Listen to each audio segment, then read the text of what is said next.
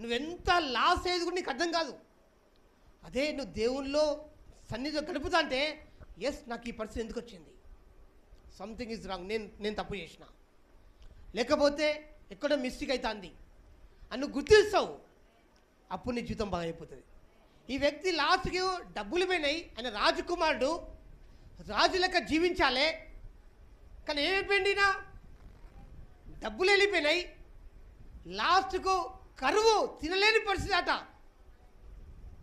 తినలేని పరిస్థితికి వచ్చేసిండు. మరి తినలేని పరిస్థితికి వచ్చి మళ్ళీ ఎక్కడికి పోయిండు? పందులు మేపే అక్కడికి పోయి. నిజంగా ఈయన రాయల్ లైఫ్ ఎట్టుంటుంది? ఈయన రాయల్ లైఫ్ ఎంత అసలు అటువంటి స్మెల్ ఎప్పుడైనా చూసిండు ఆ లైఫ్లో? అటువంటి పరిస్థితికి ఎందుకు దిగజారిపోయిండు? తండ్రి యొద్ద నుంచి వెళ్ళిపోయిండు కాబట్టి.